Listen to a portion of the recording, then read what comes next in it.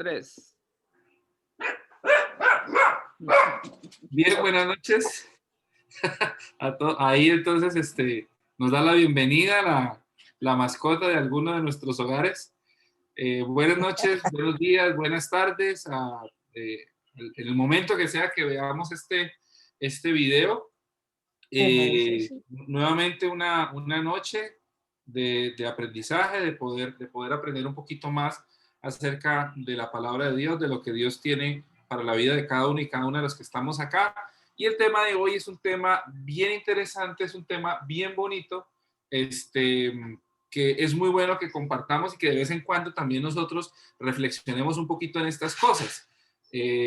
A veces de pronto a nosotros nos gusta, y está bien que nos guste porque es muy importante, los temas más de inspiración, como esos temas que nos ayudan a seguir adelante, que nos dan ánimo, que nos dan fuerzas, ¿no?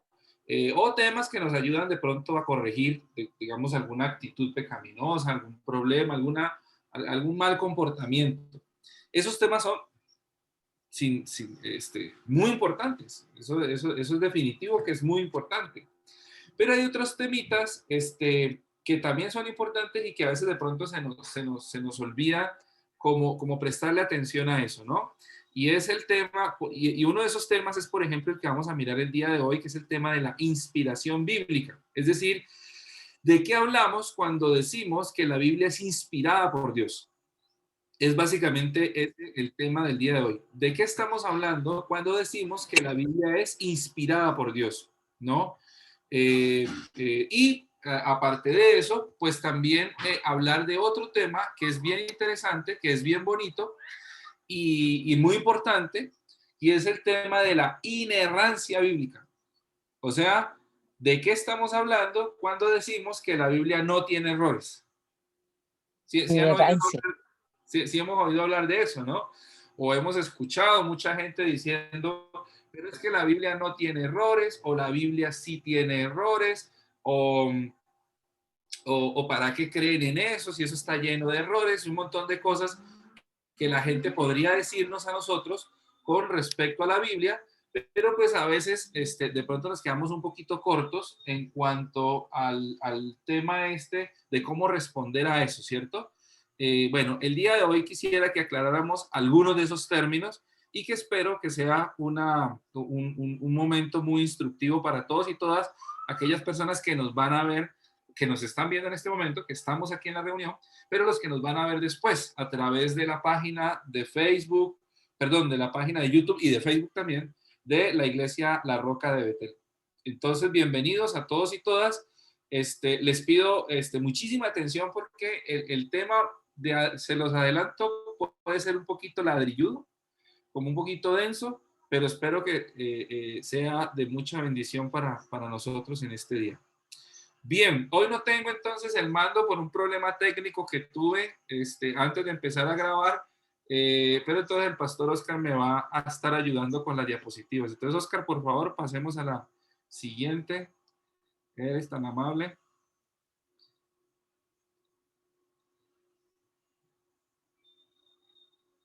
Y los problemas técnicos se trasladaron al Canadá, parece. Cierren aeropuertos, que esa vaina va...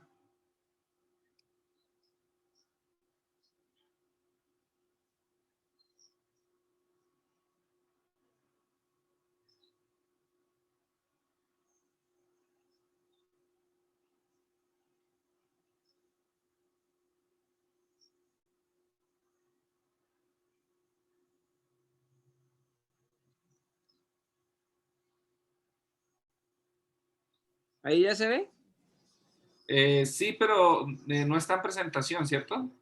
No, tengo que cambiarlas así. Ok, ya entiendo. Listo, está bien. Ya quedó como si fuera imagen. Ajá. Listo, está bien. Bueno, no hay problema. Digamos que algunas de las imágenes que estaban ahí, que la idea era que las imágenes salieran una por una, estas imágenes de alguna manera nos muestran lo que el promedio de personas consideramos que es la inspiración divina. Por ejemplo, nosotros vemos ahí algunos personajes o algunos dibujitos o láminas de personajes escribiendo, ¿cierto? Y ustedes ven como una luz o algo que les está llegando, como iluminando. Y entonces muchos de nosotros consideramos que, exactamente ahí se está marcando, muchos de nosotros consideramos que inspiración divina es un autor bíblico sentado en un escritorio y el soplo del Señor, el soplo del Espíritu, tal vez un ángel. Por ejemplo, aquí en la mitad en la mitad atrás, arriba, hay un señor calvito escribiendo y hay como un niño o un ángel ahí dictándole, ¿no? Entonces, hemos considerado que inspiración bíblica es eso, es un autor bíblico sentado en un escritorio y una luz, un humo, un ángel, una silueta o alguien está soplándole a esta persona lo que esta persona debe decir o debe escribir mejor. Bueno, esas son formas de entender la inspiración divina, pero eso tiene un montón de problemas que vamos a ir mirando. Pasemos a la siguiente, por favor. Bueno, ¿qué es la inspiración bíblica? ¿Qué es la inspiración bíblica? Dice Millar Erickson, un teólogo sistemático muy importante, dice lo siguiente: por inspiración de las Escrituras entendemos la influencia sobrenatural del Espíritu Santo en los autores de las Escrituras para que ofrecieran en sus escritos un informe fiel de la revelación para que lo que escribieran realmente fuera la palabra de Dios. Y Millar Erickson lo pone muy bonito en esas palabras. Inspiración bíblica, es decir, cuando Dios inspira o inspiró a estos autores humanos a escribir la Biblia, dice que esa inspiración es una influencia, digamos, sobrenatural del Espíritu Santo en estos autores. ¿Para qué? Para que estos autores escribieran en el texto bíblico un informe fiel de la revelación de Dios. ¿Ok? Es muy importante tener en cuenta eso. Lo que ellos escriben es un informe fiel de la revelación de Dios. O sea, que lo que Dios ha revelado, nosotros podemos estar tranquilos y confiados de que en las Escrituras está. Cuando se trata de la revelación de Dios, cuando se trata de la palabra de Dios, cuando se trata de los propósitos de Dios para los creyentes, para ustedes y para mí. En ese sentido, estamos hablando de inspiración bíblica. Siguiente, por favor, Oscar. Si la revelación especial, porque acuérdense que la semana pasada estuvimos hablando de revelación general y revelación especial y decíamos que la revelación general es un tipo de revelación en donde Dios se manifiesta a través de la historia, a través de las cosas creadas, a través de la conciencia humana, a través incluso el hecho de que hayan tantas religiones, sin decir que Dios está en todas las religiones, pero lo que decíamos era el hecho de que haya tantas religiones es una muestra de que el ser humano, en donde quiera que esté, siempre está teniendo un anhelo, una necesidad, un vacío de buscar de Dios.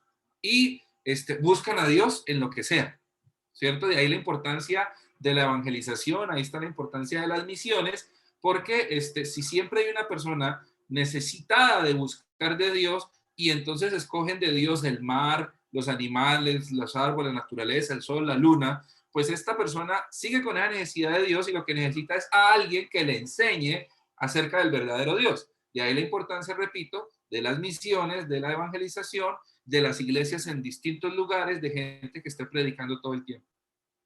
Entonces hablábamos de esa revelación general y hablábamos de la revelación especial. La revelación general entonces es Dios mostrándose no de manera explícita, sino a través de su creación, de la historia, de la conciencia humana y etcétera. Pero la revelación especial, decíamos la semana pasada, que era esa revelación en donde Dios se manifiesta o se muestra específicamente a personas o a pueblos. ¿Listo? Entonces decíamos que una revelación general, por ejemplo, eran los mares, las montañas, la creación de Dios, que esa creación nos dice que hay un Dios detrás de todo eso. Pero la revelación especial es, por ejemplo, cuando Dios habla con Moisés. Entonces, mire que ahí ya no hay una revelación general, no, hay una revelación especial. Moisés, un diálogo. Dios está mostrando tal cual, ¿no? Entonces, eso es revelación especial. Sin embargo, esa revelación especial tiene que de alguna manera mantenerse en el pueblo, porque si Moisés recibe esa revelación especial de Dios y se queda callado y no le dice nada a nadie y no habla de eso y no se transmite de generación en generación, ¿qué va a pasar con esa revelación especial? Pues pudo haber sido muy maravillosa, pudo haber sido muy bonita, pero se muere con aquel que la vivió. Mientras que si esa revelación especial se transmite, pues de generación en generación otros van a poder saber de esa revelación especial y es más, van a poder experimentar cosas parecidas. Porque si la gente puede decir, mire, es que Dios habló con Moisés, entonces hay una cuestión muy bonita, porque si Dios pudo hablar con Moisés, eso quiere decir entonces que Dios también puede hablar conmigo. Si Dios pudo proveer a un pueblo durante tantos años en el desierto sin que les faltara nada, eso quiere decir que Dios es un Dios proveedor que también puede proveerme a mí. Entonces es necesario que esas cosas especiales, esa revelación especial que Dios ha mostrado a personas y a pueblos, se transmita. ¿Para qué? Para que otras personas y otros pueblos también podamos saber de ese Dios y podamos entrar en esa misma relación con ese Dios. De ahí que si la revelación especial es la transmisión del mensaje de Dios a una persona o a una comunidad, esa revelación se perdería o desaparecería más allá del entorno y del tiempo de la persona que recibió ese mensaje. La revelación es la comunicación de la verdad de Dios a algunas personas. La inspiración es la transmisión de esa verdad a un grupo mayor.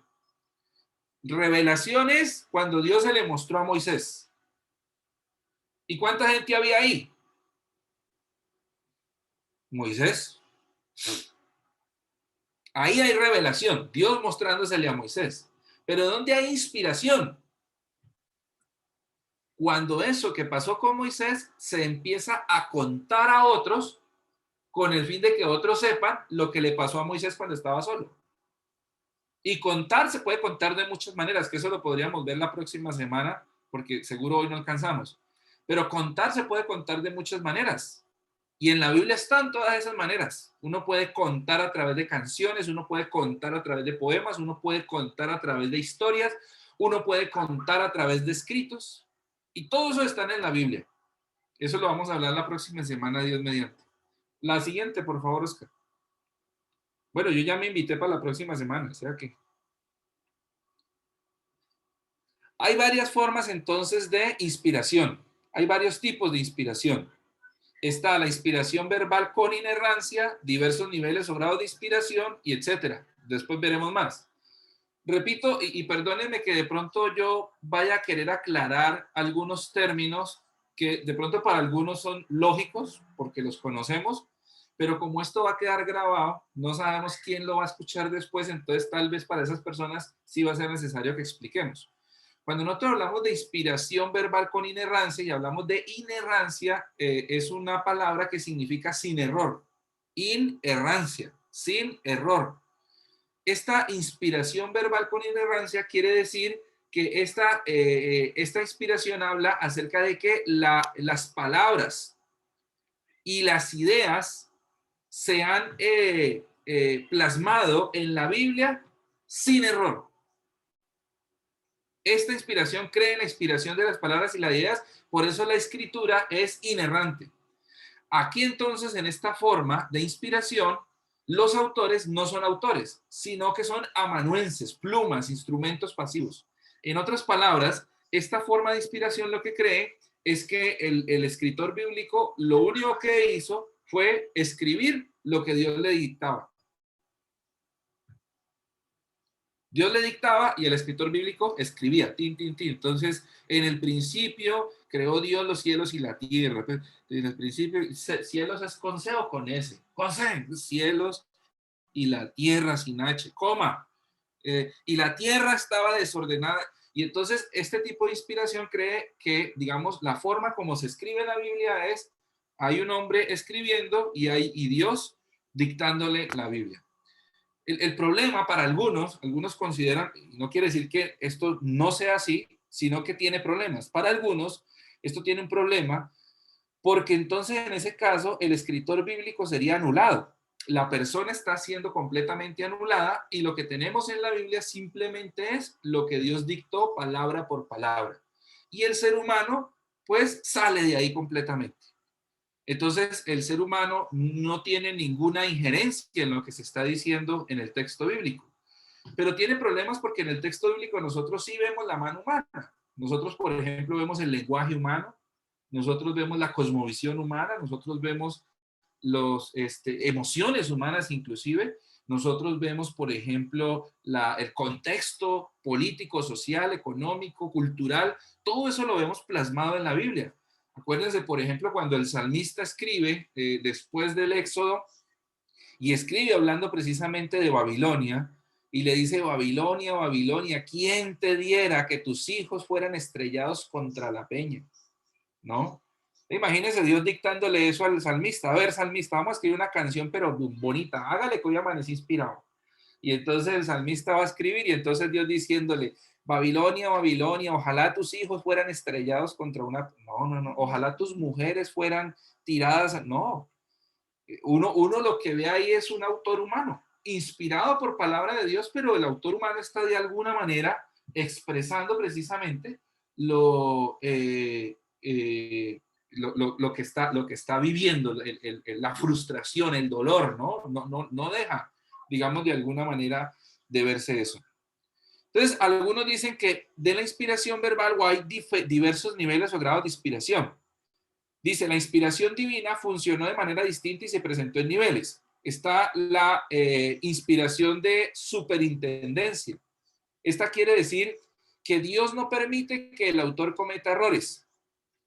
O sea, que lo que se escribió es completamente inerrante. Está la inspiración por elevación. Quiere decir esta forma de inspiración que Dios eleva el pensamiento del autor humano. Pero esto tiene muchos problemas, porque esto lo que quiere decir es que la Biblia es palabra humana que después Dios toma, dice, oiga, eso está como bueno, es escrito, venga para acá, y Dios lo eleva a palabra de Dios, como que de alguna manera Dios dice, oiga, muy bonito lo que escribió, venga, me lo agarro para mí, y digamos que es palabra de Dios. Entonces, digamos, esta elevación, pues también es una forma de inspiración equivocada, así como la de superintendencia. Dios no permite que el autor cometa errores. Vamos a mirar. Hay otra que es la inspiración de dirección. Dios instruye al autor en cuanto a lo que debe incluir y en cuanto a lo que debe omitir.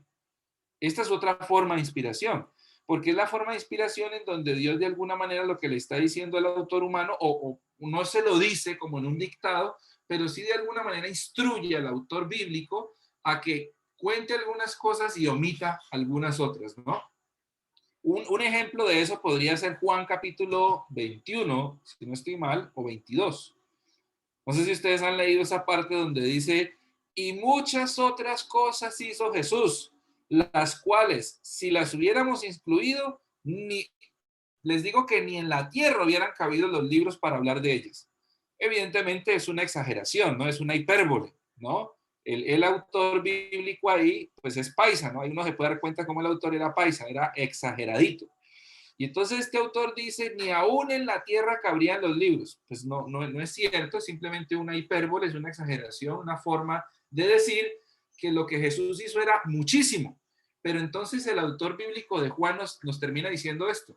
Sin embargo, las que incluimos, las incluimos para la salvación de vuestras almas. Entonces, Juan, el evangelista de Juan, el evangelio de Juan nos está sugiriendo o nos está diciendo claramente que ellos escogieron lo que iban a incluir y lo que no. Obviamente, basados en la dirección del Espíritu Santo, ¿no? Entonces, hubo cosas que metieron y hubo cosas que no metieron, ¿no? Juan mismo lo está admitiendo. Pero obviamente estamos hablando de una dirección, una instrucción, ¿no? De parte de Dios con el autor bíblico para que incluya u omita ciertas cosas. La otra forma de inspiración o el otro grado de inspiración es el de sugestión. Dios determina tanto los pensamientos como las palabras que se deben utilizar. No quiere decir que estos niveles de inspiración estén errados por sí mismos, sino que son diversas formas de inspiración que uno podría simplemente amalgamar. Entonces, estas formas como de entender cómo Dios inspiró la Biblia son eso, simplemente formas de entender cómo Dios pudo haber inspirado el texto bíblico. Sigamos para la siguiente, por favor.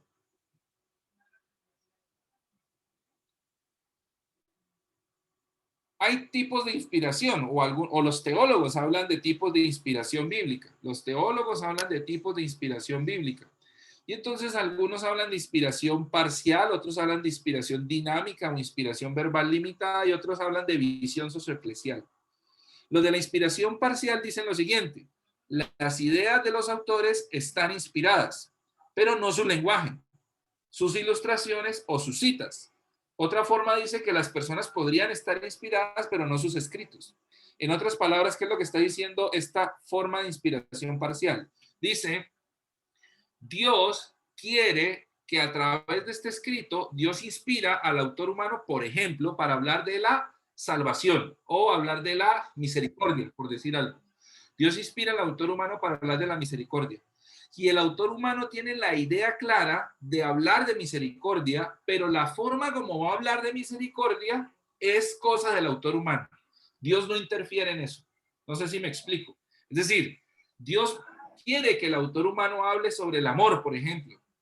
Y claro, el autor humano está inspirado porque ha tenido una experiencia con Dios, porque ha vivido el amor, porque ha pasado por algo, porque Dios le dejó claro lo que es el amor. Y entonces el autor va a hablar del amor inspirado por Dios.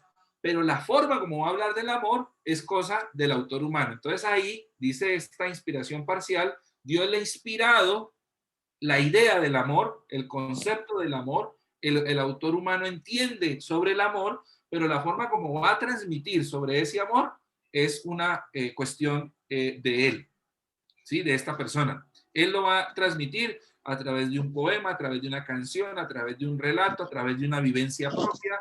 Él verá cómo, pero lo importante es que él va a dejar claro qué es el amor, ¿no? Entonces la idea del amor queda clara porque es inspirada por Dios, pero la forma como el autor bíblico la transmite, pues es cosa de él.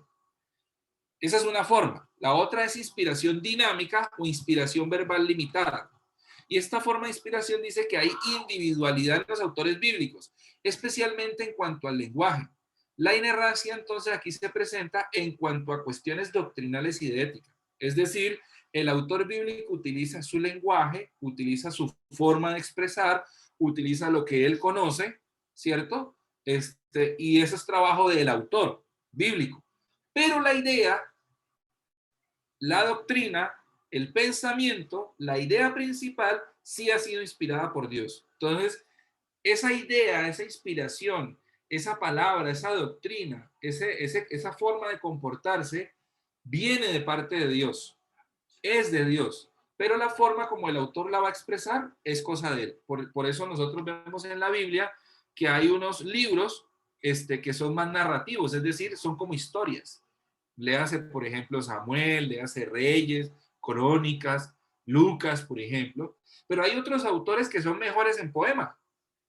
Entonces usted ve, por ejemplo, Job, usted ve, por ejemplo, Lamentaciones, usted ve, por ejemplo, Eclesiastés, ¿no? Y entonces nosotros vemos, o Salmos, entonces nosotros vemos un lenguaje poético, pero hay otros que son mejores en canciones, ¿no? Y entonces escriben canciones, no escriben ni relatos ni poemas, sino canciones. Entonces ahí están los salmos, que no están solamente en el libro de los salmos, sino que hay salmos en el Éxodo, hay salmos en los libros proféticos, etcétera, etcétera. Hay gente que es mejor para las cartas, ¿no? Ahí está Pablo. Entonces Pablo no escribe ni un relato, ni una narración, ni le da por escribir poemas, porque a él parece que eso no se le da. Entonces lo que Pablo escribe es una carta. Entonces dice, es concreto. Él va a escribir una carta con un montón de cuestiones teológicas. Y todo eso está en la Biblia. Todo eso está en la Biblia. Nosotros, lo bonito de la Biblia es que nosotros podemos tener todas esas cosas allí. Y entonces nosotros no podemos decir que una narrativa es más inspirada por Dios que un poema. Nosotros decimos tanto poema como narrativa como canto es palabra de Dios. ¿Por qué? Porque la forma como el autor bíblico nos la transmite no es el problema. Lo que importa es que el mensaje contenido en ese poema, en esa narración o en esa canción. Entonces, lo bonito de la Biblia es que nosotros podamos identificar cuándo es una canción, cuándo es un poema, cuándo es una narrativa, para que le saquemos jugo precisamente a eso, ¿no? Porque lo que importa no es que sea poema, lo que importa es que sea palabra de Dios. Entonces, ahí es donde estamos diciendo que la palabra de Dios, ¿no? La idea, lo que Dios quiere decir, está claro, pero la forma como nos lo quieren transmitir puede variar. ¿Y por qué puede variar? Pues porque las personas a las que Dios utilizó para transmitir y para hablar de la palabra de Dios, para escribir los libros, pues fueron personas muy diferentes, ¿no? Y entonces mire cómo es de diverso Dios, ¿no? Cómo es de bonito lo que está detrás de la Biblia. Cómo nosotros leyendo la Biblia podemos encontrar autores que dicen, eso de la narrativa a mí no se me da, venga, yo hago una canción, las canciones son lo mío, ¿no? La música es lo mío, dijo el reggaetonero. Y entonces, porque a él se le da la música. Y otro dijo, no, yo con música no, yo eso del arte y esas cosas, no, yo prefiero contarles una historia, porque yo soy bueno para contar historia. Entonces nos cuentan una narrativa. Y otro dijo, no, yo no soy tan serio con eso, yo soy más bueno para poemas. Si mi sangre fuera tinta y mi corazón tintero, en el centro del cielo escribiría te quiero. Y entonces yo soy más de eso, ¿no? Y entonces escribe un poema. Y el otro dice, no, ni poema ni narrativa, porque yo para cuentos y para canciones y para poemas, yo para eso no. Yo le escribo una carta a ella y el que entendió, entendió. Y Dios los deja sin ningún problema. Lo importante es que cuento, narración, poema, carta o lenguaje jurídico, en todos ellos lo que va inserto es la palabra de Dios en la que nosotros sí podemos confiar. ¿Vamos bien hasta ahí? Ok, muchas gracias. Y la otra, pues, es simplemente un complemento. La inspiración se entiende como inspiración de la comunidad de fe. La sociedad semita es comunitaria y no autorreferente. Yo quiero detenerme un pedacito un momentico en este pedacito. Siempre de alguna manera hemos pensado que la inspiración bíblica es Dios con un hombre, y digo siempre hombre, porque lamentablemente en la cultura judía, en la cultura israelita, las mujeres no están al nivel de los hombres. Generalmente las mujeres no saben leer ni escribir, no, porque recuerde que eso es papel de los hombres, en esa cultura estoy hablando. Y de hecho yo creería que nuestra cultura hace no muchos años atrás era muy parecido. Acuérdense, ¿para qué eran las mujeres? Las mujeres son para casarse, para tener hijos y para atender al marido. Y el hombre sí era el de salir, el de estudiar, el de trabajar, porque el hombre es de la calle y la mujer es de la casa. Pues tanto será así que hasta hace muy poco yo recuerdo que mis tías allá en el Zarzal, en el Cauca, decían que los hombres en la cocina huelen a rila de gallina y las mujeres en el portón huelen a rila de ratón, para decirnos simplemente que los hombres deben estar fuera de la casa trabajando, estudiando, bebiendo, jugando, lo que sea, porque la calle es del hombre, y las mujeres deben estar en la casa. ¿Haciendo qué? Cocinando, limpiando, lavando, atendiendo a los niños, haciendo cualquier cosa que sea de la puerta para adentro, ¿no? De la herradura o de la mata de sábila para adentro. Para afuera es del hombre. Si estamos hablando de Colombia, no hace muchos años atrás, imagínense lo que es una cultura como la semita, o sea, la hebrea, 3.500 años, 2.000 años para atrás. Entonces, esa era una cultura en donde la mujer es de la casa y la mujer no tiene por qué aprender a otro oficio que no sea los oficios de la casa. Entonces, por eso es que siempre hablo yo de hombres, porque generalmente son los hombres los que sabían escribir. Sin embargo, y aquí quiero que prestemos atención, por eso me parece interesante este último punto, sin embargo, me parece muy bonito que en la Biblia, de todas maneras, la mujer no es relegada. Porque miren que la mujer, aunque no es la que escribe, porque a la mujer no se le enseñaba a escribir y no todo el mundo sabía escribir, ¿no? El oficio de escritor y de lector era un oficio tan escaso que los que sabían leer y escribir generalmente estaban en los palacios de los reyes. Eso se le llamaba escribas, el escriba era una función importantísima y no abundaban, ¿no? El que escribía y el que leía no abundaban. Había muy pocos y generalmente los reyes eran los que los tenían en sus palacios porque les servían a ellos. Entonces no era que uno iba al colegio y aprendía a leer y escribir, eso no pasaba. Entonces los que escribían eran hombres, eran hombres. Pero miren cómo lo que estamos diciendo acá es como la palabra de Dios es algo que le llega no solamente a los hombres, sino a toda persona, mujeres, niños. Por eso nosotros vemos en la Biblia cómo hay relatos en donde las mujeres también son heroínas. Piense, por ejemplo, en Moisés. Uno piensa en Moisés y Moisés es hombre, ¿no? Y uno piensa en el gran legislador, uno piensa en el que libertó al pueblo de Israel de Egipto, uno piensa en Moisés como el gran hombre. Pero yo les pregunto una cosa, y la Biblia no los deja por fuera. ¿Qué hubiera sido de Moisés sin las mujeres? Me explico. ¿Quiénes fueron las que desobedecieron a Faraón cuando Faraón dijo, todo niño que nazca lo tienen que matar? Las mujeres que vivan, pero los niños sí se mueren. Eso fue una orden del Faraón. ¿Y saben quién lo desobedeció? Lo desobedecieron las parteras. Las parteras dijeron, no señor, nosotros vamos a ocultar a los niños, y los ocultaban a los niños. Después, la mamá de Moisés, para protegerlo, otra mujer, dijo, lo tengo que mandar por el río porque si lo encuentran me lo matan. Y la mamá de Moisés lo manda por el río. Luego, la hermana de Moisés es la que corre por el río tratando de cuidar a Moisés de que no se ahogara o de que algún animal no se lo comiera. Y entonces estamos hablando de las parteras, la mamá y la hermana cuidándolo. Y cuando Moisés llega por los lados del palacio, la que lo recoge es la hija del faraón, si no estoy mal ahorita, es otra mujer con sus concubinas. Y la hija le dice, mire, él es un niño que va y es un niño hebreo, y entonces ella dice, yo me lo quiero agarrar, para mí lo quiero adoptar. Y entonces adoptan a Moisés, y entonces ella dice, ya le llamo a una mujer hebrea para que se lo ayude a cuidar. Y entonces llaman a la mamá de Moisés, que es finalmente la que lo cuida. ¿Quién salvó a Moisés? A Moisés lo salvaron las mujeres.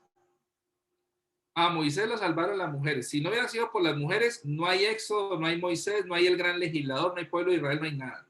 O Dios hubiera levantado otro, pero no a Moisés.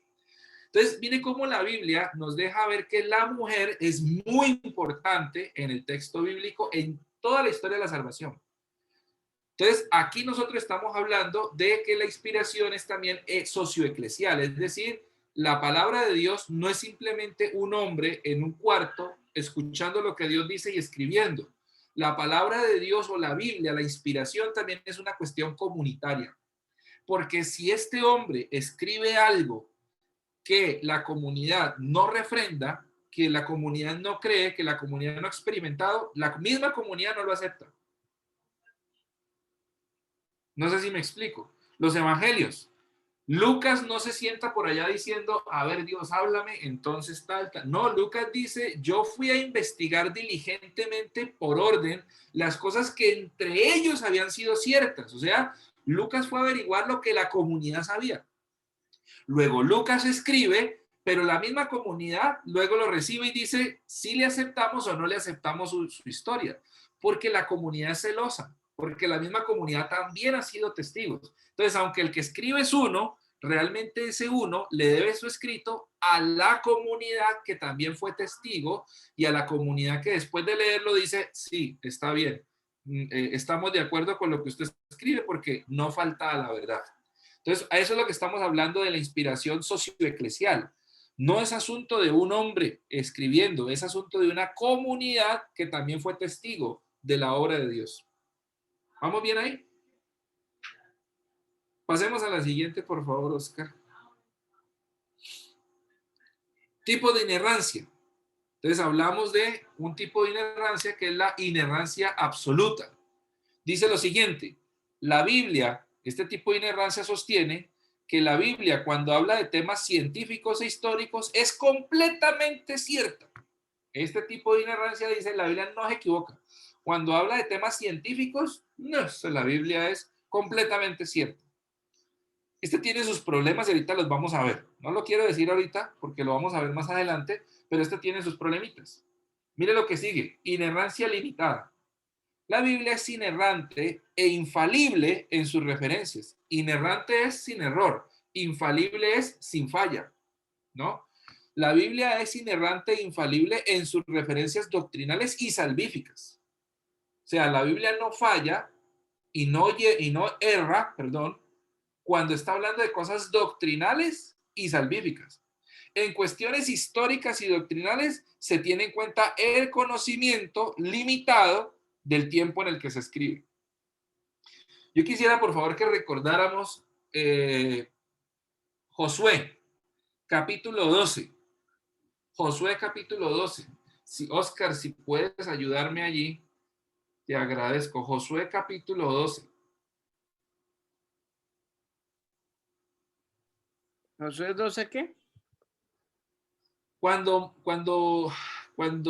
Josué dice sol detente, no recuerdo exactamente el versículo.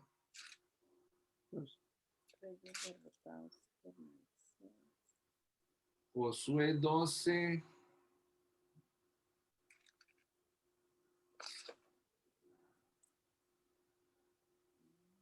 ¿No se detuvo el sol? ¿Cuando eso se detuvo? Sí, Detente en Gabaón. sí. Detente en Gabaón, Luna. En la guerra.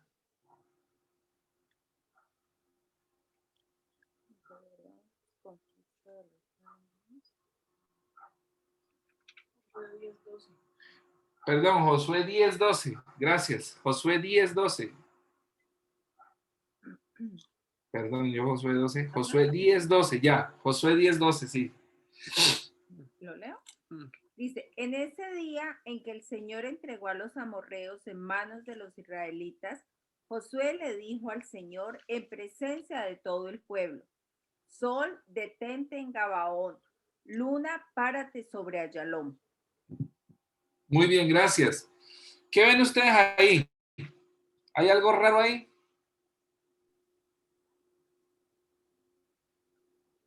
Josué le habló al Señor, lo hizo en presencia de todo el pueblo, no fue solo a Dios, sino le habló a Dios en presencia de todo el pueblo. Bueno, puede ser, pero el error no es ese. Ahí hay un error, digamos, que nosotros lo pudimos corregir en tercero de primaria. Sol, detente en Gabaón, Luna. Ese es el error. Luna. ¿Cuál? Sol, detente. A uno le enseñaron en segundo o en tercero de primaria, no sé José Manuel si se acordará, que nos tocaba hacer el sistema solar en icopor o en plastilina. Claro. Claro, porque la tierra que gira. Nos tocaba hacer el sistema solar en plastilina y entonces uno se iba con esa maqueta allá y bueno, en fin. Y entonces a nosotros nos enseñaron que el sol no se mueve, que las que se mueven, ¿quiénes son? Son los planetas. Los planetas. Entonces, la oración de Josué está mal hecha. Porque Josué no tenía que, es que no se le oye a José Manuel. Y José Manuel está hablando, pero no se le oye.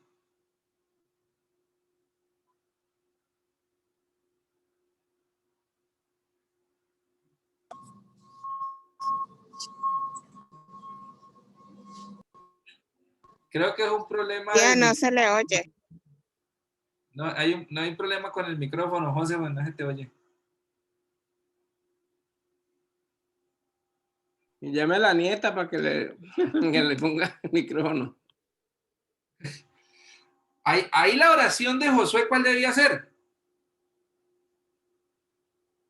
La oración de Josué debería ser: detente, ¿no?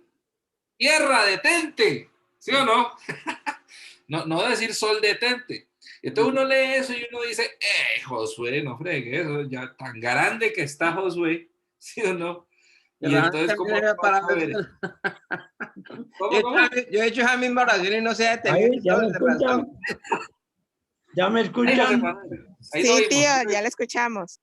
Ah, bueno, qué bien. Gracias por darme la intromisión. Mira, el detente, detente sol, es que dice él, y yo creo que no fue error, sino por falta de conocimiento en ese momento, porque hasta ya en el siglo XIV o XV es que apareció Copérnico y Galileo Galilei, que hablan de que no es el sol el que gira alrededor de la Tierra, sino todo lo contrario. Pero es que el sol también gira, porque el sol gira alrededor de otros astros mucho más grandes que el sol es un astro, una estrella pequeña. Exacto. Comparado con la Tierra es inmensa, pero comparado con otros es pequeña. Entonces, para mí no es error, es simplemente se acomoda el texto a la situación de la ciencia en ese momento, ¿no? El conocimiento. Exactamente, José Manuel. Muy bien, muchas gracias, muchas gracias. Uno podría interpretar eso como un error y uno podría decir, hombre, Josué, uno ya tan grande a la edad que usted tiene, eso se lo enseñan a uno en tercero, ¿no? Y uno diría, Josué, ¿cómo no vas a ver eso? Pues resulta que lo que dice José Manuel es completamente cierto. El tema ahí no es si Josué se equivoca, de hecho Josué no se está equivocando, porque para la época, para el conocimiento de la época, estamos hablando probablemente unos 10 siglos u 11 siglos antes de Cristo. Estamos hablando de unos 1300, perdón, 3000 años de distancia de nosotros. Ah, sí, 3000. ¿No? Unos 3000 y pico de años de distancia de nosotros. Entonces, es más, José Manuel ahorita nos habla de Copérnico y de Galileo, y no sé si fue a Galileo que cuando salió con esa la Iglesia Católica lo quemó. Claro, claro, claro. Entonces, imagínate, estamos hablando que siglo XIV, alguien ya de esta era, alguien sale con eso y de todas maneras lo queman. Imagínate para el tiempo de Josué, el que iba a saber eso. No, pues imagínate. Claro, porque es que uno, si usted se pone a ver, uno no ve que la Tierra gira, uno ve que el Sol es el que se mueve. Usted dice, usted ve cómo el Sol está aquí, después está allá y como a las 5 de la tarde está por allá. Es más, mire cómo nosotros ya en el ciclo en el que estamos y ya pasamos por tercero de primaria, hicimos el sistema solar y de todas maneras usted y yo, ¿qué decimos? Hola, ya va a salir el Sol. ¿Ya va a salir de dónde? Si el sol no se mueve. Uno dice, no, esperemos que el sol se vaya. ¿Para dónde se va a ir? ¿No? Nuestro lenguaje también es incorrecto, sin embargo, claro, nosotros lo entendemos, ¿no? Claro. Exacto. Entonces, la Biblia, entonces hay una inerrancia limitada. En otras palabras, la Biblia no se equivoca y no tiene problemas cuando estamos hablando de temas doctrinales y salvíficos, es decir, todo lo que tiene que ver con nuestra salvación. La Biblia no se equivoca. Sin embargo, la Biblia sí tiene limitaciones. ¿Por qué tiene limitaciones? Porque la Biblia fue escrita en un tiempo en el que muchos de los adelantos científicos que hoy tenemos para los tiempos bíblicos no existían. Y eso no quiere decir que la Biblia esté mal hecha, que eso es un montón de errores, que eso no hay que creer en eso. No. Lo que quiere decir es lógico que Josué, en el tiempo en el que vivía, Josué no supiera del movimiento de rotación y traslación de la Tierra. Eso es el que iba a saber de eso. Es más, el día de hoy todavía eso se está reevaluando. Eso se está reevaluando en este momento. Eso de rotación y traslación se está reevaluando ahorita. Todavía estamos luchando con eso. Lo importante no es si Josué se equivocó con eso de sol detente en vez de decir tierra detente. Lo importante y lo que la Biblia sí quiere dejar claro es cómo Josué ora y Dios lo escucha. Cómo la fe de Josué es tan grande que se atreve a decir semejante disparate.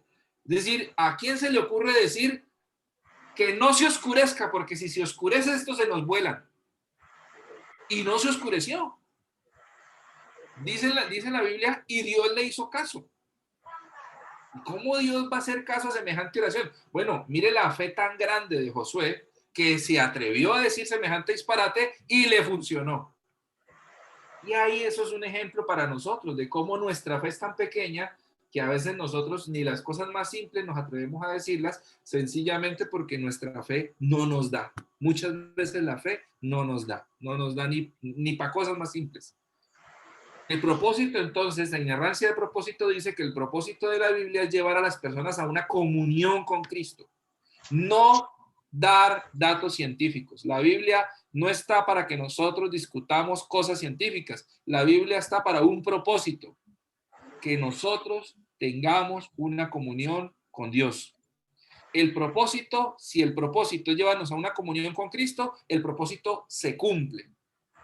Ahí entonces nosotros tenemos que entender que es inadecuado confundir inerrancia con precisión de datos. Puede que los datos no sean los mejores, pero lo importante no es el dato, lo importante es la teología, el mensaje salvífico y doctrinal que está detrás de ese dato que nos están dando. La siguiente, por favor, Oscar.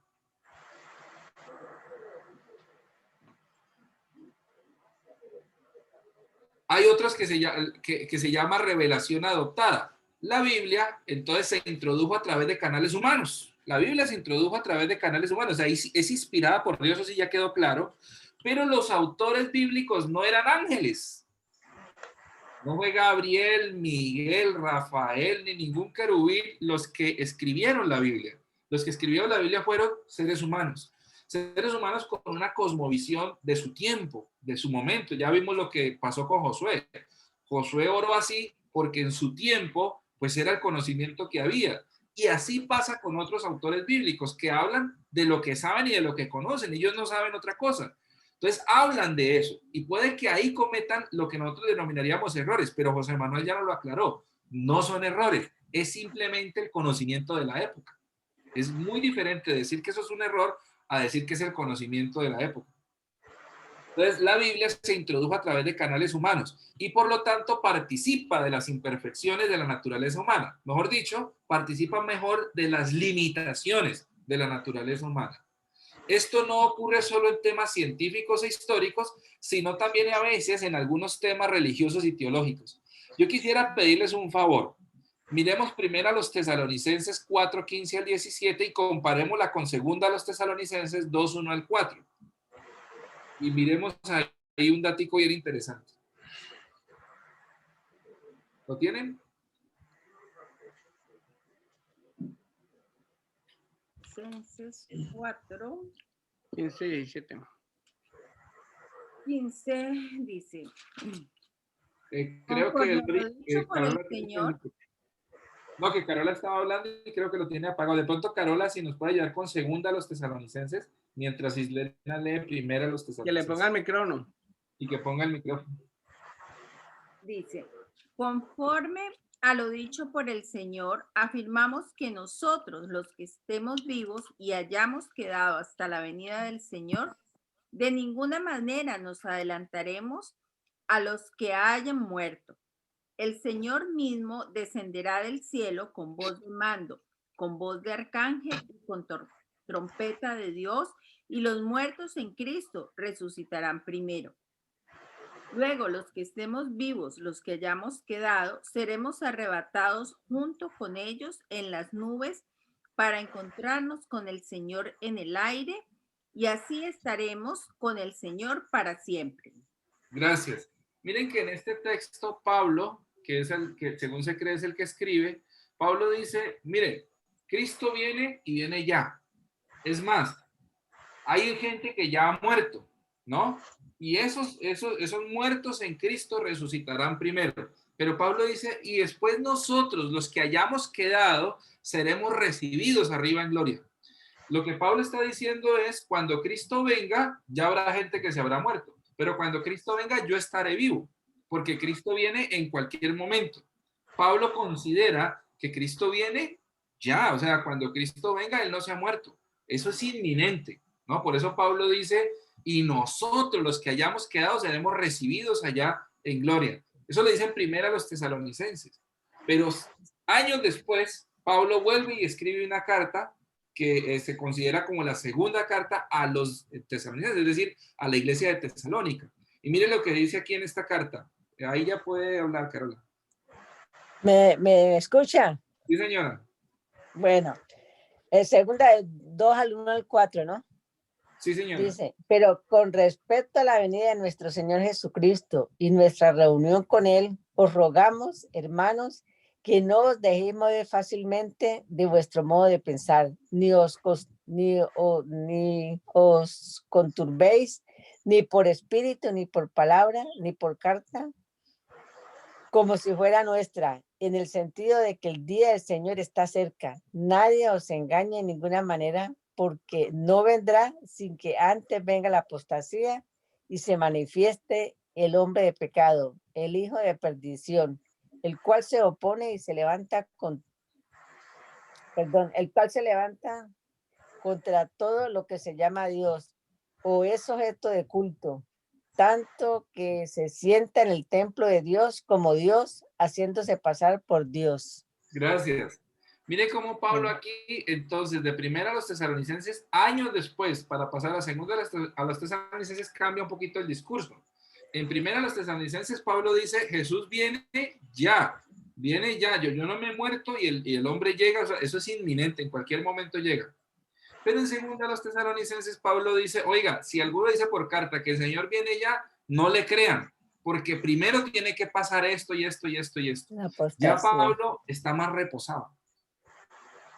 Y no es un problema solamente de Pablo. Pedro también nos lo dice en sus cartas cuando Pedro dice, no crean que el Señor se demora como algunos tienen, algunos lo consideran por tardanza, ¿no? Sino que Dios es paciente. Entonces, ya ese sentimiento de que el Señor Jesús dijo, vengo en breve, y nada, ya empezó a desesperar a las comunidades. Pablo era uno de los que consideraba que el Señor iba a venir ya. Pero en segunda de los tesalonicenses, Pablo, ya más reposado, seguramente ya más viejo, probablemente ya más paciente, más anciano, entonces ya Pablo dice, primero tienen que pasar muchas cosas antes de que el Señor realmente venga. Y el mismo Pablo cambia su propio discurso. ¿Eso qué quiere decir? ¿Que Pablo no estaba inspirado por Dios? Sí, Pablo estaba inspirado por Dios, solamente que siendo inspirado por Dios, mire que Pablo no dice que el Señor ya no va a venir. No, Pablo dice, así como dijo en la primera, dijo en la segunda, el Señor sí viene. De pronto en lo que Pablo cambia el discurso es en el tiempo. Dice, yo antes pensaba que venía ya, yo ahorita considero que no va a venir tan pronto como se esperaba. Eso es muy diferente a decir que el Señor no va a venir. Entonces sí hay una inspiración en el sentido de el Señor viene. ¿Pero cuándo? Pues ya el Señor mismo nos lo había dicho en Hechos, en Marcos, en Mateo, el día y la hora, nadie lo sabe. Y ahorita Pablo ya lo tiene más claro y dice, tranquilos, primero tienen que pasar muchas cosas antes de que el Señor venga. Cuando años atrás había dicho, el Señor viene y yo todavía estoy aquí vivo. Otra forma de revelación es la revelación progresiva o de entendimiento progresivo. Yo quisiera pedirles, ¿quién más tiene Biblia? O si no los mismos, para que por favor tengamos ahí segundo de Samuel 24:1 y primero de Crónicas 21:1. Aquí esta forma de revelación es, lo que dice es, revelación progresiva, quiere decir, Dios ha ido revelando un poquito a lo largo de la historia y después a lo largo de la historia otro poquito y otro poquito y otro poquito y otro poquito y otro poquito hasta que se reveló completamente. Esa sería revelación progresiva. Dios va revelando de a poquito, de a poquito, de a poquito hasta que se revela mucho más. Y hay otros que consideran que no hay una revelación progresiva, que hay un entendimiento progresivo. Es decir, el ser humano, Dios se reveló desde el principio tal cual, pero el ser humano no lo entendió desde el principio tal cual, entendió poquito. Aunque Dios se le reveló de forma grande, completa, pues el ser humano entendió poquito y con el paso del tiempo el ser humano ha ido entendiendo más, entendiendo más. Ahí está la diferencia entre revelación progresiva y entendimiento progresivo. Y un ejemplo muy interesante está en segundo libro de Samuel y el primer libro de Crónicas, que nos hablan precisamente de ese entendimiento progresivo, del ser humano, la diferencia que hay allí. Entonces, ¿quién quiere leernos segundo de Samuel 24:1? ¿Elena lo tiene o no? Dice, una Samuel. vez más, la ira del Señor se encendió contra Israel. Así que el Señor incitó a David contra el pueblo al decirle, haz un censo de Israel y de Judá. Otra vez, Elena, por favor. Una vez más, la ira del Señor se encendió contra Israel, así que el Señor incitó a David contra el pueblo al decirle, haz un censo de Israel y de Judá. Listo. ¿A quién se le encendió la ira y quién incitó a David a hacer un censo? Dios. Dios. Dios. ¿Está claro, sí o no? Ujú. ¿Qué dice primero de Crónicas 21:1? Primera de Crónicas dice, pero Satanás se levantó contra Israel e incitó a David a que hiciese censo de Israel. No son dos relatos diferentes, es el mismo relato. Si ustedes lo siguen leyendo van a dar cuenta que es el mismo relato. Mismo. Crónicas es una relectura de algunos relatos de Samuel y de otros relatos, de Reyes también. Y entonces la pregunta es, en Crónicas, en lo que leyó Carola, ¿quién incitó a David a hacer el censo? Satanás. Y en el que leyó Islena, ¿quién incitó a David a hacer el censo? Dios. Dios. Dios. Entonces, ¿quién fue? ¿Dios o Satanás? El que incitó a David a hacer el censo. Dios. Ah, está dura esa vaina. O sea que Dios a Satanás. Puede ser una explicación, Sí. ¿sí o no? Puede ser una explicación. ¿Qué Sí, otra porque explicación? el Señor lo puede usar a él cuando él quiere, ¿no? Claro. Él es un siervo de Dios. Pero ¿no les parece como muy feo que Sí. en vez de decir, y Dios usó a Satanás, como que se ponga a los dos en igualdad de condiciones? No, y no solamente eso, sino que en Santiago dice que si alguien dice que es tentado, no diga que sea tentado por Dios. Porque Dios no Imagínate. tienta a nadie. Y cuando Job, ¿quién fue que le hizo todo lo que le hizo? ¿Por dónde estaba Satanás? ¿Qué andaba haciendo? Mirando la tierra, no la contemplaba mi siervo Job, si ya lo había mirado. Ajá. Trae lo que tiene para que veas cómo te maldice. ¿Cómo hacemos ahí pues para solucionar eso? Bueno, una solución. Es que Satanás es bien obediente. ¿Sí? Satanás le obedece a Dios. Puede ser, pues claro, ¿por qué no? Obviamente. Pregúntale a José Manuel a ver qué opinión le merece. Me pasan una papa caliente. No, yo pienso que definitivamente Dios tiene dominio sobre Satanás. Eso sí es indudable. Sí, señor. Y de pronto, usando un término que se utiliza ahora y que seguro en ese tiempo no utilizaba, una estrategia, ¿no? Estratégicamente incitó a Satanás a convertirse en ese vínculo, ¿no? Pero es que el problema de ese relato es cuando el pueblo paga los platos rotos de eso, ¿no? Sí. Porque Pero hubo un chingo de muertos. acuérdate que Satanás no tentó al mismo Jesús. Es que ¿dónde no está Satanás? Él se la sabe toda. Lo que pasa es que con él no pudo, ¿no? Porque él en vez de contender con él citó las escrituras, que es lo que nosotros debemos hacer. Dice que ya el diablo está vencido. Dicen, él está vencido, nosotros no lo vencemos, lo resistimos. Pero en este caso sí puede ser que sea el Señor el que le ha permitido hacer eso o el Señor lo usó para que le hablara a Sí, pero definitivamente el Señor sí lo permitió, porque así mismo con Job le permite a Satanás, porque Satanás está bajo el dominio, como decía José Manuel. Pero lo tenaz es lo que pasó, o sea, la consecuencia de ese censo, ¿no? Que ahí es donde viene la explicación ahí es un poquito más, digamos, más histórica, más teológica. El tema es que el segundo libro de Samuel y primero de Samuel y Reyes son libros que se escribieron antes del exilio a Babilonia. Y el libro de Crónicas es un libro que se escribe después del exilio a Babilonia. Y ese elemento histórico hizo un cambio teológico. Antes del exilio a Babilonia, inclusive algunos consideran consideran que antes de que el pueblo asirio llegara, 722 antes de Cristo, se creía, y de hecho en el texto, en la Biblia está claramente cómo se creía que de Dios venían tanto los bienes como los males, ¿no? Un ejemplo está en Lamentaciones, creo que el capítulo 3, donde en Lamentaciones dice, Señor, porque en Lamentaciones está el autor bíblico ahí llorando pues la destrucción de Jerusalén, y entonces el autor bíblico, Señor, sabemos que de ti vienen tanto los bienes como los males. Un ejemplo también está en el libro de Job.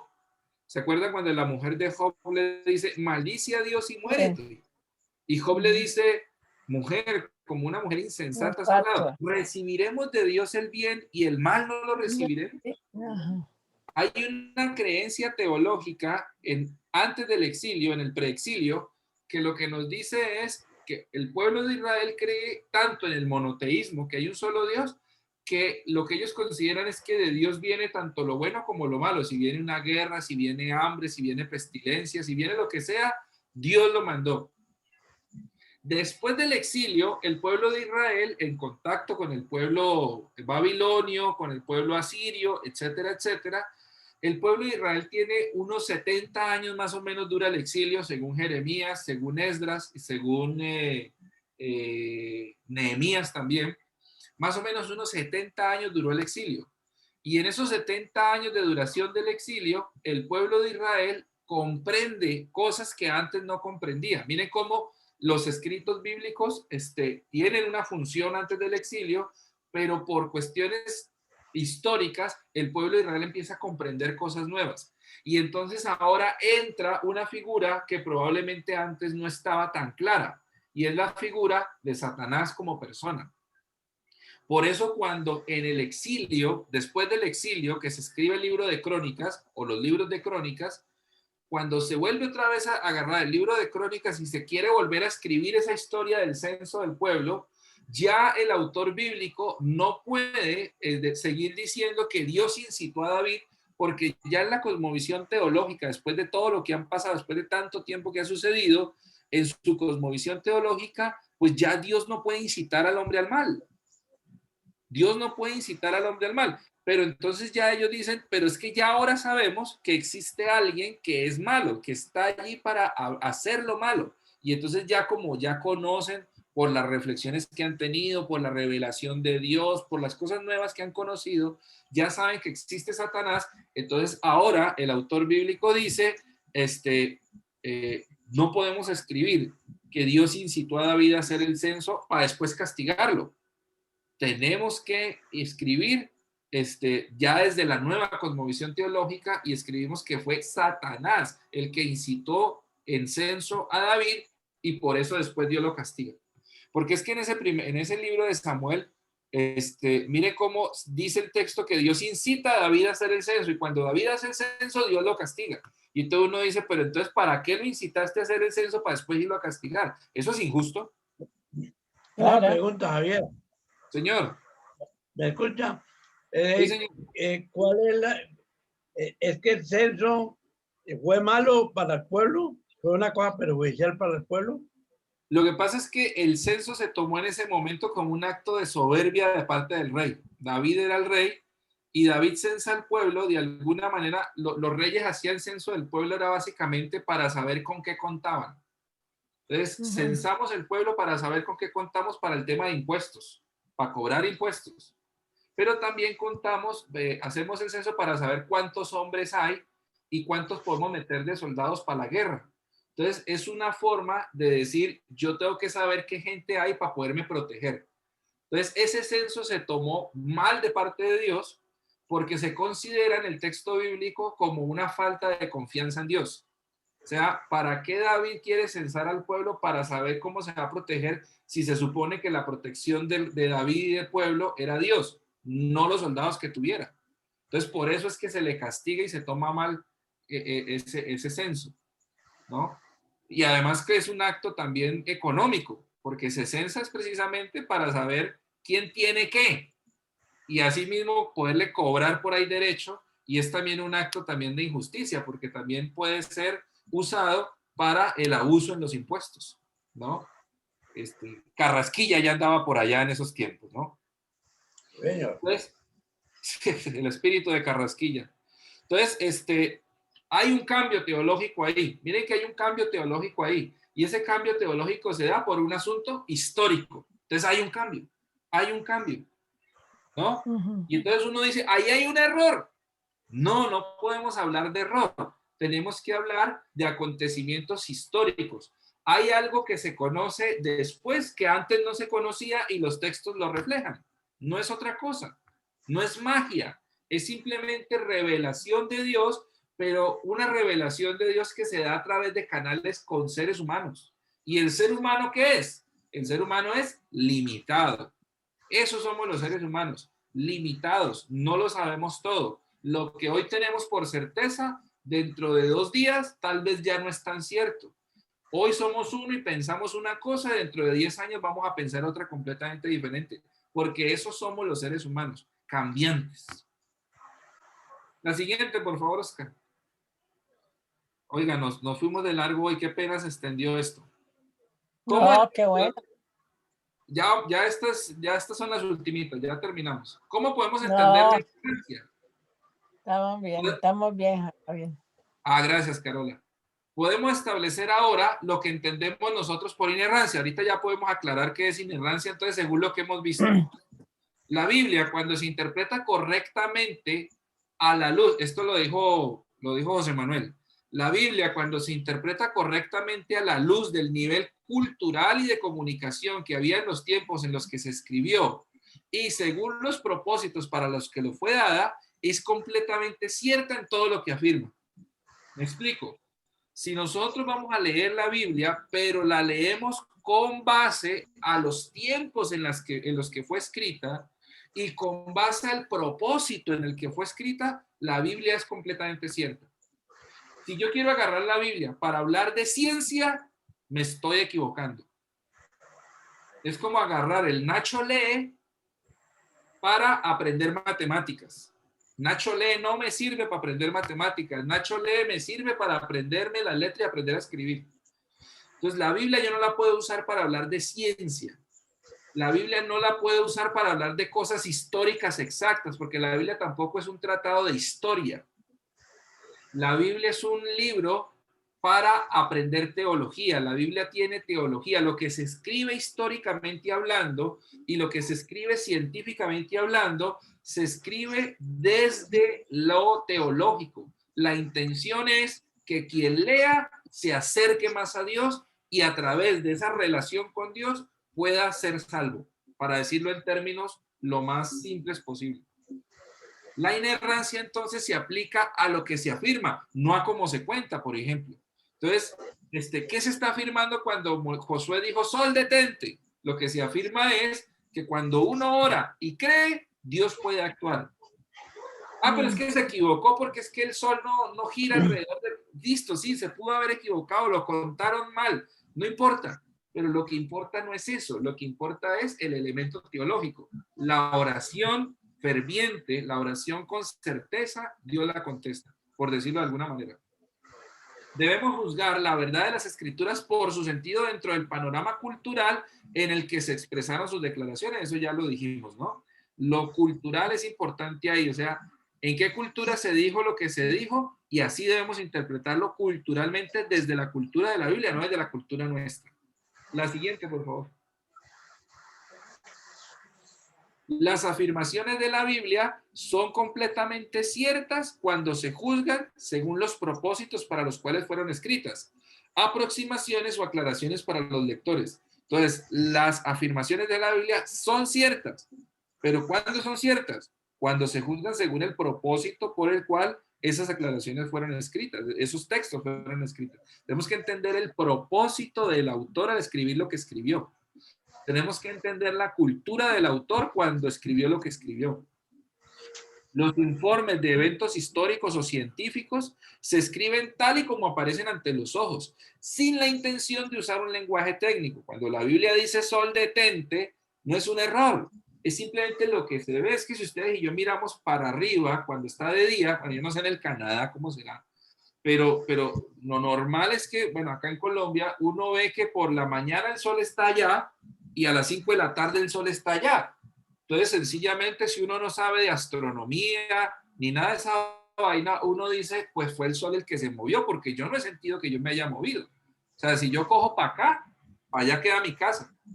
Y siempre que yo agarro para allá está la casa. No es que yo agarro para allá y la casa ahorita me quedo por allá. Entonces, yo no siento que me mueva, pero yo sí veo que el sol se mueve.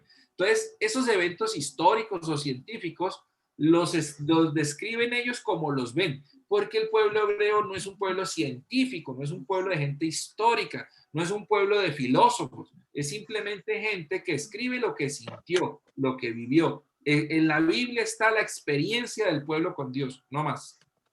Las dificultades entonces para expresar el texto bíblico no deben prejuzgarse como indicadores de error. No es que ellos hayan cometido un error, es que sencillamente esa es la forma como ellos hablaban y podían expresar lo que podían ver, sentir y experimentar en ese tiempo. No sé si sigue otra, Oscar. Por último, podemos decir entonces, ¿la Biblia entonces es palabra de Dios o no? Amén. Hay un autor que se llama George Ladd que lo describe muy bonito y resume mucho lo que hemos dicho en este momento. George Ladd dice lo siguiente: la Biblia es palabra de Dios, pero es palabra de Dios dada en palabras de los hombres en la historia. Lo que quiere decir George Ladd es que la Biblia sí es palabra de Dios.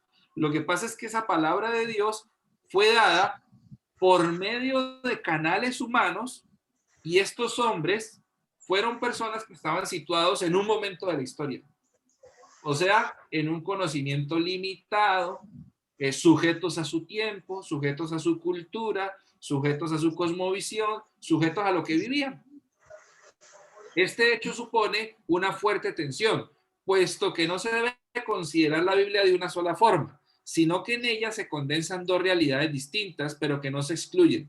La Biblia sí es palabra de Dios, solo que esa palabra de Dios es expresada en palabras humanas. Y la palabra de Dios es una palabra que no tiene tiempo, la palabra de Dios es actual siempre, pero la palabra de Dios fue expresada a través de palabras humanas.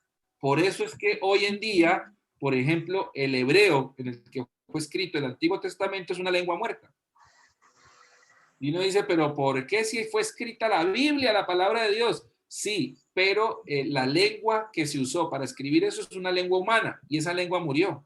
El griego que se escribe en el Nuevo Testamento es una lengua muerta. Y es palabra de Dios lo que dice, sí, pero mire que se expresa a través de palabras humanas. Y esa cultura, esa gente, ese lenguaje ya murieron, ya no están.